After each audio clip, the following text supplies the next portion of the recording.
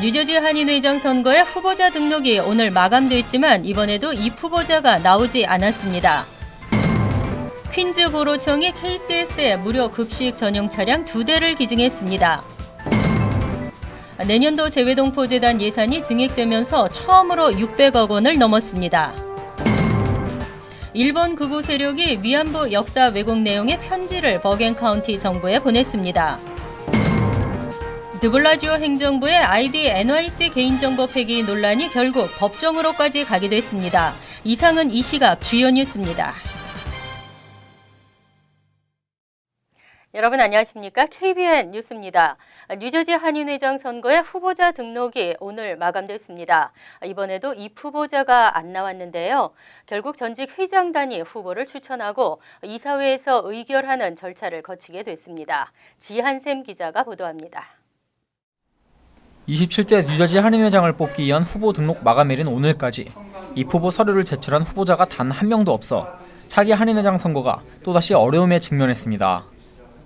뉴저지 한인회는 지난달 22일 한인회장 선거 공고를 하고 오늘까지 후보자 등록을 받았지만 지난 26대에 이어 이번에도 등록 후보자가 나타나지 않았습니다. 한인회는 오늘 저녁 선거관리위원회를 개최하고 새 책에 따라 전직 회장단에 차기 회장 추천을 의뢰할 계획입니다. 전직 회장단이 차기 회장을 추천하면 선관위가 자격심사를 하고 이사회가 승인하는 절차를 거치게 됩니다. 한편 한인회는 오늘 오전 한인회 총회를 개최하고 수정안 회칙을 통과시켰습니다. 한인회 인물부 하시는 분들이나 또 앞으로 회관 건립에 인물부 되시는 분들이 좀 더 투명한 그런 이제 많은 분들이 굉장히 그런 걸 원하셨는데 재정적 투명을 위해서 많이 노력을 해야 될 것 같고 말씀드렸다시피 오늘 나오신 분들이나 또 나오지 않으신 분들 개개인들이 정말 뉴저지 한인회의 힘이 되어주시기를 간절히 바랍니다. 수정회칙은 이사회가 회장을 해임할 수 있도록 했으며 한인회 간 건립을 위한 별도의 계좌를 운영하고 회관 계좌는 다른 용도로 사용할 수 없도록 하는 내용을 담고 있습니다. KBN 뉴스 지한샘입니다.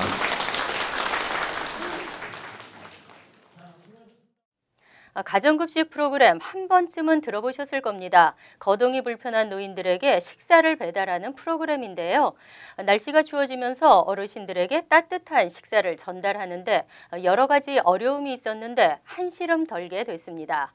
퀸즈보로청이 주로 한인들에게 가정급식 서비스를 하고 있는 KCS의 전용 배달 차량 2대를 기증했습니다. 지한샘 기자입니다.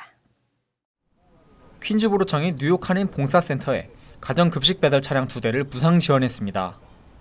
멜린다 캐치 퀸즈보로장은 어제 KCS 코로나 경로회관에서 가진 전달식에서 이번 차량 지원이 아시안 시니어들에게 따뜻한 식사를 전달하는 데 도움이 되었으면 한다며 기쁜 마음으로 차량을 기증한다고 말했습니다.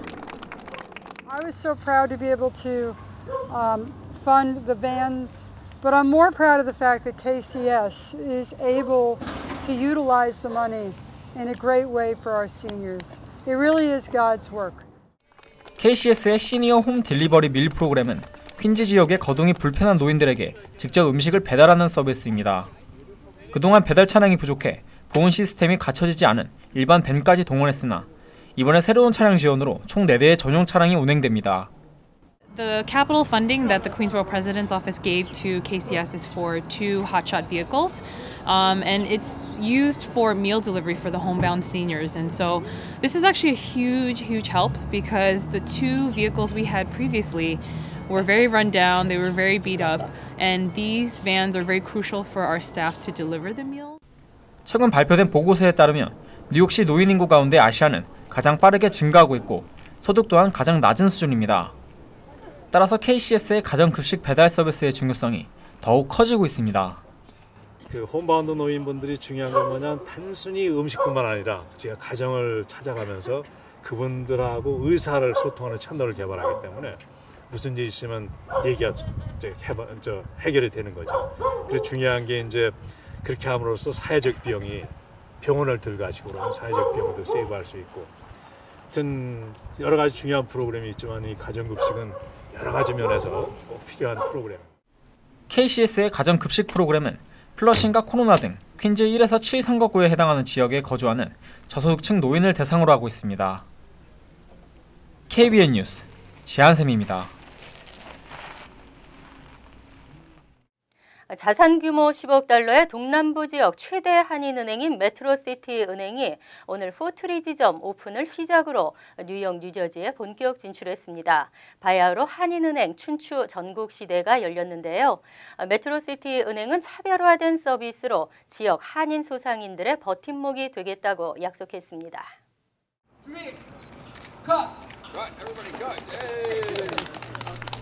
지난 2006년 한인 자본을 중심으로 조지아주 애틀랜타에서 출범한 메트로시티 은행, 현재 조지아와 알래바마, 버지니아 등 6개 주에서 13개 지점과 2개 론 오피스 등 15개의 영업망을 갖추고 있는 중견 은행입니다.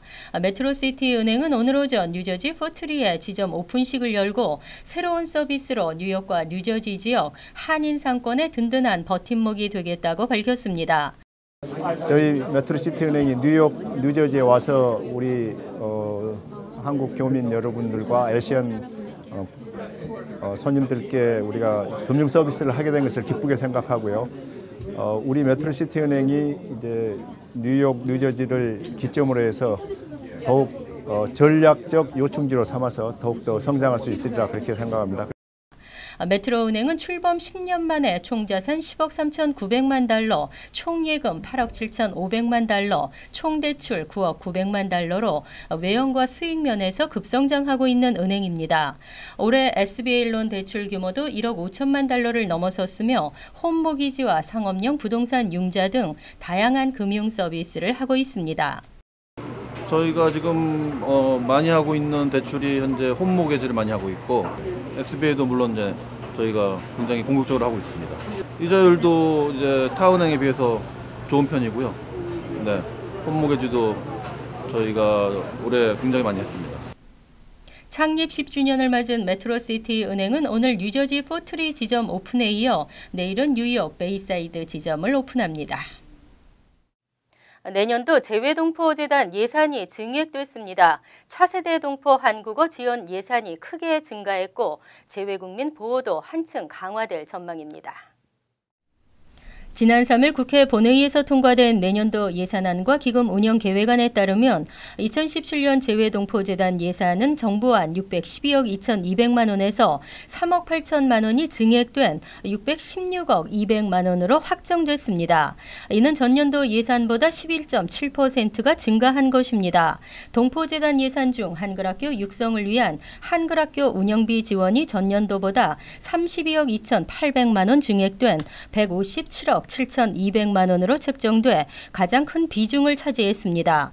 또 한인회관 등 건립 지원금도 8억 6천만 원으로 증액됐습니다. 이와 함께 각종 교류 지원 사업에 186억 원, 차세대 동포 한국어 집중 캠프 예산으로 3억 4천만 원, 한상 활용 국내 청년 해외 진출 지원에 11억 5천만 원이 책정됐습니다.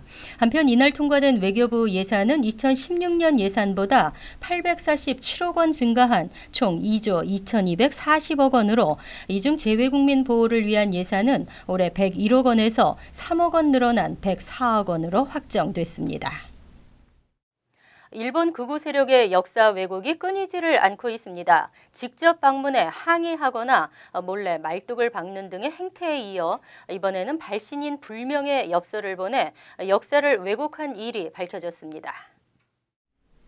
뉴저지 버겐 카운티 정부에 따르면 버겐 카운티 정부는 5일 버겐 카운티 정부 담당자 수신으로 표시된 2장의 엽서 형태 선전물을 받았습니다. 2장의 엽서는 지난 11월 26일 일본 도쿄에서 발송된 것으로 나타났습니다.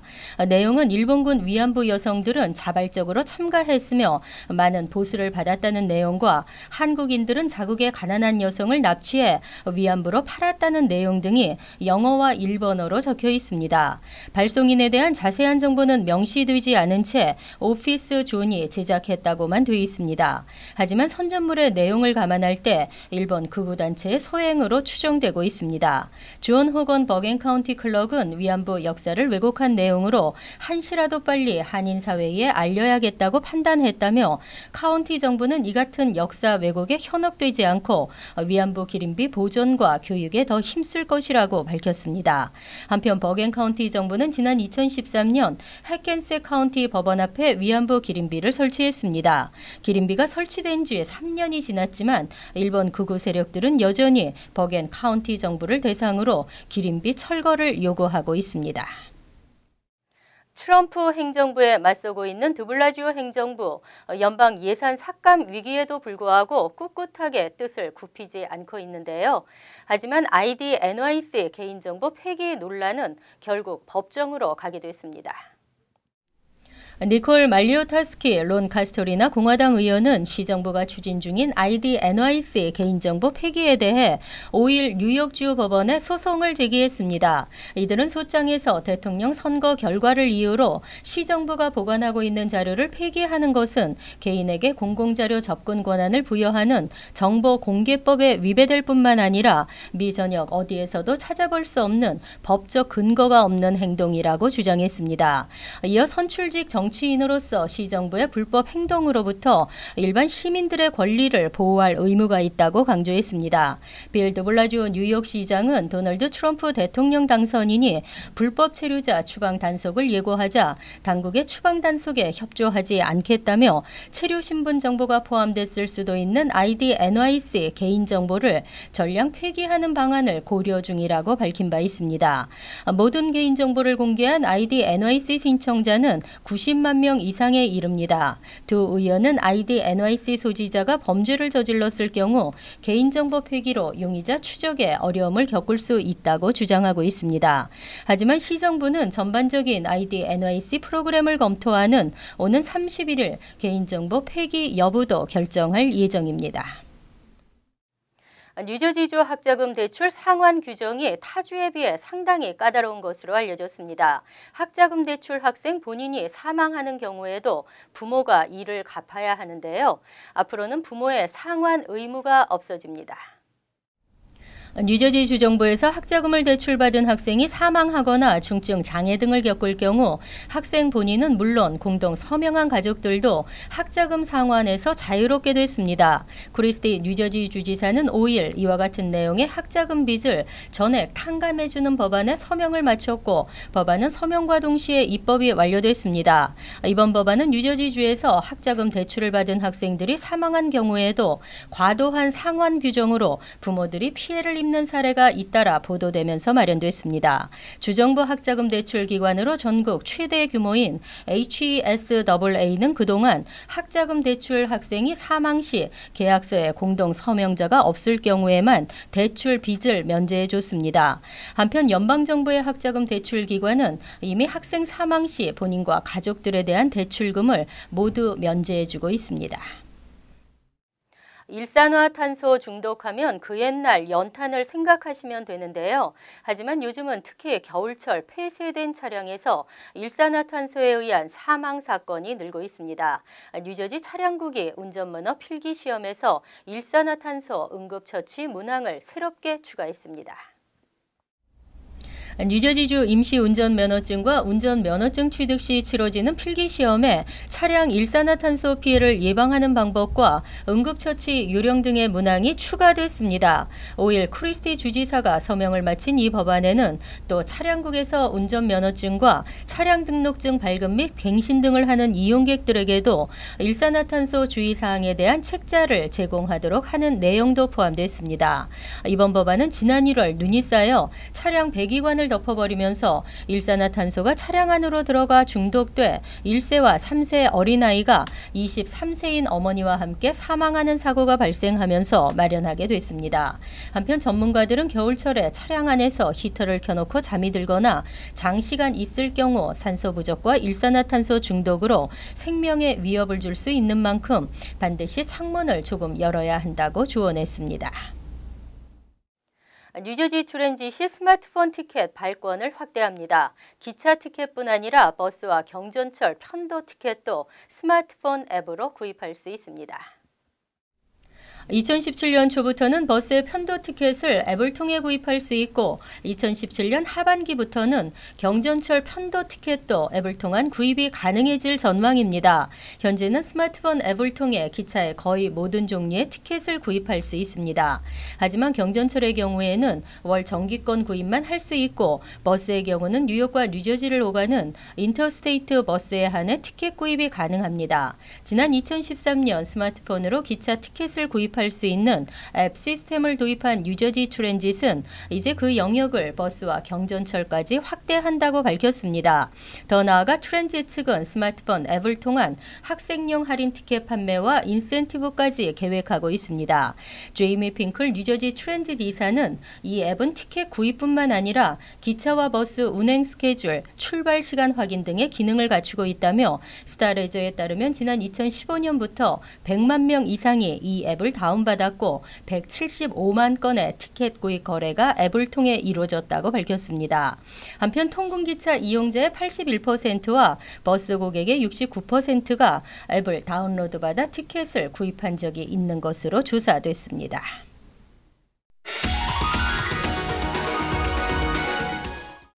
이어서 LA 지역 한인사회 소식입니다. 원거리에서 무선 상태로도 전자제품 충전이 가능한 WPT 무선 전력 전송 기술 산업에서 전 세계 1위 자리를 노리고 있는 한국의 중소기업 파워 리퍼블릭사가 미국 시장에 진출했습니다. 노정윤 기자입니다.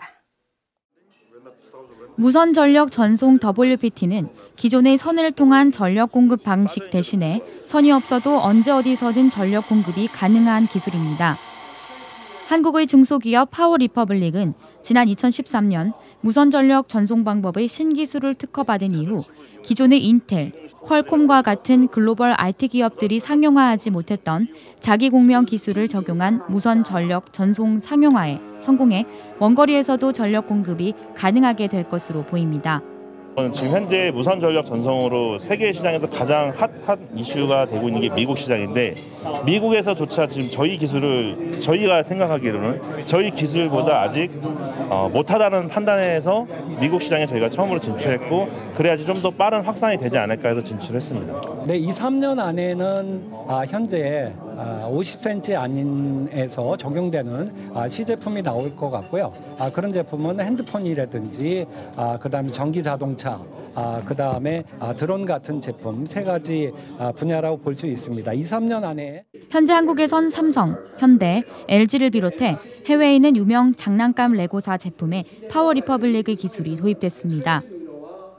또한 드론 충전 스테이션, 전기 자동차 충전소, 무인 운반 시스템, 더 나아가 앞으로는 무선 충전식 책상, 장난감 LED 블록, 그리고 의료 장비까지 여러 부분의 이 기술은 활용될 전망입니다. 이처럼 비단 산업 현장뿐만 아니라 가정집, 회사 사무실, 일상생활에서도 흔히 사용될 수 있어 현대기술의 큰 혁신을 가져올 것으로 보입니다. 한편 파워 리퍼블릭은 이번 LA 방문에서 LA시 정부 도시계획팀과 재개발 건축 관련한 사업 또는 대중교통 시스템 관련해 기술 도입을 검토할 예정입니다. TVK 뉴스 노정윤입니다. 제19회 미주 한인 체육대회가 내년 1월 텍사스주 댈러스에서 열립니다. 21개 종목에 전국에서 4,700여 명이 참석합니다. 미주 한인 사회 발전과 교류 확대를 위해 마련된 이번 대회는 다음 달 15일부터 나흘 동안 텍사스주 댈러스시에서 진행되며 미 전역에서 지역 경기단체와 협회 회원 4,700여 명이 참여할 예정입니다. 특히 이번 대회에는 양궁, 배드민턴, 농구, 골프 등 총 21개 종목의 다양한 경기가 펼쳐집니다. 미주체전 조직위원회 측은 제19회 미주체전은 사상 최대 규모로 꾸려진 만큼 한인사회의 결집력을 보여줄 수 있는 좋은 기회라며 많은 한인들의 참여를 당부했습니다. 월드리포트입니다. 불치병에 걸린 한 영국 소녀가 냉동 인간이 되길 희망했습니다. 전 세계에서 이미 350명이 냉동 보존되고 있는데요. 이들은 50년 후 새로운 삶을 꿈꾸고 있습니다. 희귀암에 걸려 시한부 인생을 살던 14살 영국 소녀 JS. 그녀의 마지막 꿈은 냉동 인간이 되는 것이었습니다. Neither living nor dead, they're in a holding pattern, and hopefully some more advanced technology of the future can repair whatever killed them in today's sense. 하지만 아빠의 극심한 반대에 부딪히자 소송을 냈고 법원은 소녀의 손을 들어줬습니다. 재판에서 승소하고 열흘 뒤 JS의 심장은 멈췄고 소녀의 바람대로 다음 생을 위한 구조 작업이 시작됐습니다. 소녀의 몸이 굳기 전에 얼음 욕조에 담근 뒤 16가지 약물을 넣고 동결 방지 처리를 한 다음 액체 질소가 채워진 영하 196도의 금속 용기에 안치됐습니다. Cryonics I like to think of as simply an extension of emergency medicine. So cryonics is really the ultimate true life insurance in a sense. It's your backup option. 1960년대 인체 냉동 보존술이 발명된 이후 현재까지 냉동 보존된 사람은 350명 정도. 최초의 냉동 인간인 미국의 심리학자 제임스 베드포드부터 전설의 메이저리그 야구 선수 테드 윌리엄스, 최연소 냉동 인간으로 불리는 태국의 2살배기 아기도 포함돼 있습니다.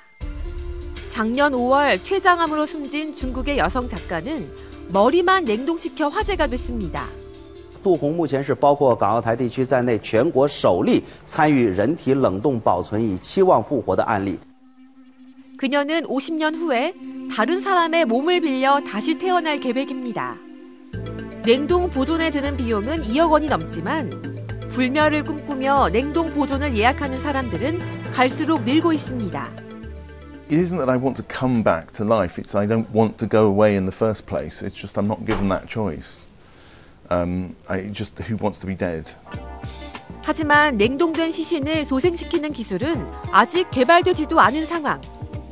이 때문에 냉동 보존 업체들이 헛된 희망을 팔고 있다는 회의적 시선도 적지 않습니다. Scaling even further to a whole human body is a huge technological leap. I can't predict what will happen in the future. All I can say at the moment is that we just don't have the technology. 인간의 오랜 꿈인 영생을 이루어줄 선물일지, 자연의 섭리를 거스르는 무모한 도전일지, 냉동 인간을 둘러싼 논란은 갈수록 거세질 것으로 보입니다. 간추린 소식입니다. 앞으로 미국을 포함 해외 지역에서 각종 범죄를 저지른 뒤 한국에 입국하지 않은 경우 여권이 무효화됩니다. 외교부는 지난 1일 서울행정법원 판결을 계기로 이 같은 시행 방침을 밝혔습니다. 범죄자의 여권 무효화 조치 등으로 이동이 제약되면서 자연스럽게 범죄자 송환, 검거가 수월해질 것으로 기대됩니다. 외교부에 따르면 최근 5년간 국외로 도피해 기소 중지된 한국 국적자는 총 762명에 달하고 있습니다. 올해 뉴욕시 대형 크리스마스 트리 가격이 $1,000까지 치솟은 것으로 나타났습니다. 뉴욕포스트 보도에 따르면 올해 극심한 가뭄으로 인한 물량 부족으로 대형 크리스마스 트리가 폭등하고 있습니다. 대형 트리의 가격은 피트당 $77 정도입니다. 13피트 전나무의 경우 $750 정도이고 여기에 배송비와 설치비 등을 합치면 약 $1,000가 됩니다. 또 15피트 전나무는 나무값만 $1,000로 나타났습니다. 뉴저지 잉그루드 병원 한인건강센터가 10일 오후 4시 30분부터 9시 30분까지 의학 세미나를 개최합니다. 이날 세미나는 암을 주제로 항암치료법, 암에 대한 잘못된 지식, 동양인에게 발병률이 높은 암 종류 등에 대해 진행됩니다. 세미나 이후에는 교회 합창단이 가스펠 콘서트를 준비했습니다. 세미나는 사전 예약 없이 누구나 참여할 수 있고 무료 저녁 식사와 간식 제공, 경품 추첨이 준비되어 있습니다. 10일부터 내년 1월 1일까지 뉴저지 포트리타운 내 무료 주차가 허용됩니다. 이 기간 포트리 메인스트리트 인근에 있는 공영 주차장에는 최대 3시간까지 무료로 주차할 수 있습니다. 단 3시간을 초과할 경우에는 정상 주차 요금이 부과됩니다. 포트리 파킹 어소리티 측은 연말 할러데이 시즌을 맞아 주민들이 자유롭게 나와 쇼핑과 외식을 즐기기를 바란다고 전했습니다. 다음은 시사 컬럼이 이어집니다.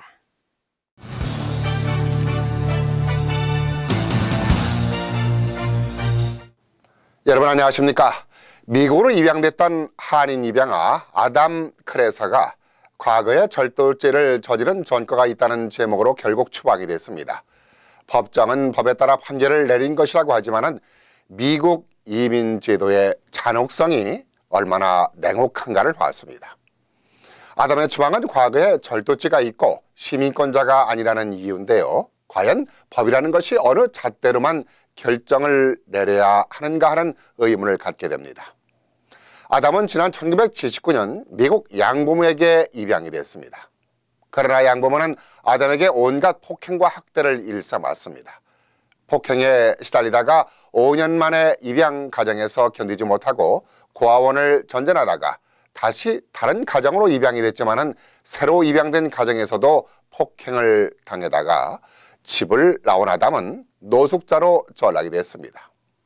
이 과정에서 가벼운 절도죄를 저지르면서 경범 처벌을 받았습니다. 그러나 아담은 이러한 불우한 생활에도 불구하고 삶에 강한 의지를 보이면서 검정고시로 고등학교를 졸업하기까지도 했습니다.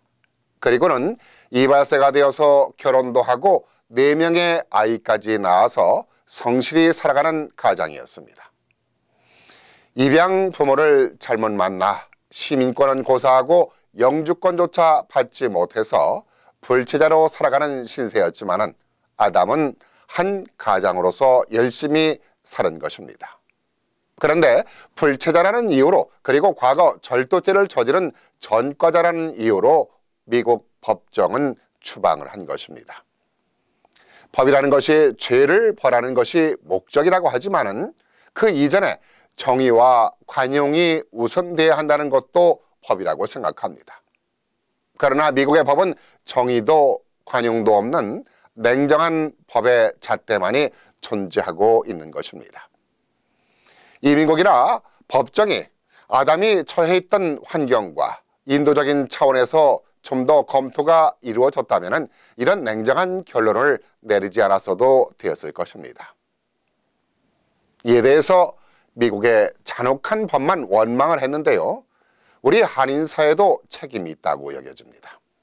왜냐하면 그간 워싱턴 미주 한인 봉사교육단체협의회가 아담을 구제하기 위한 노력을 펼쳤지만 이렇다 할 성과를 거두지 못했습니다. 입양아 문제는 아담만의 문제가 아니라 한인 입양아 전체의 인권 문제이자 현재 입양아들이 어려움을 겪고 있는 현안 문제인데요. 한인 사회 단체들이 대부분 무관심하면서 강 건너 불구경하듯 했습니다. 모든 것을 다 감당하자는 얘기는 아니더라도 한인 사회에 적극적인 노력이 있었어야 했다고 봅니다. 특히 지역을 대표하는 한인회들이 제 역할을 제대로 못했다고 지적하고 싶습니다. 한인회가 이젠 동네 단체만 열을 올릴 것이 아니라 이러한 인권적인 문제에 관심을 갖는 역할을 해야 할 것이라고 봅니다. 단체들마다 인권옹호위원회라고 거창한 정관을 만들어 놓고는 흉내조차 내지도 않고 있으니 이게 무슨 한인회인가요? 미주 한인사회, 한인회, 이젠 무엇을 해야 하는지 제발 고민 좀 하시기 바랍니다.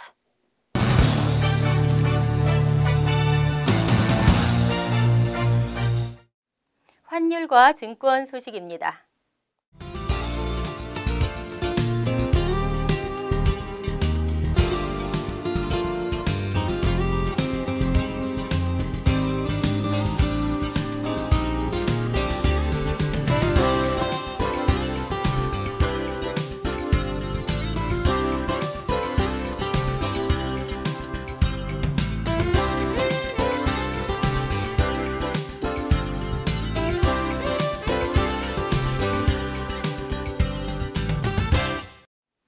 이어서 날씨입니다. 목요일은 대체로 흐리겠으며 간간히 햇볕을 볼 수 있겠습니다. 낮 최고 기온은 45도, 섭씨 7도, 밤 최저 기온은 33도, 섭씨 1도로 예상됩니다. 금요일은 다소 바람이 불겠으며 간간히 흐리겠습니다. 토요일은 대체로 맑겠고 지역에 따라 간간히 흐리겠습니다. 이상으로 KBN 뉴스를 마칩니다. KBN과 함께 편안한 하루 되시기 바랍니다.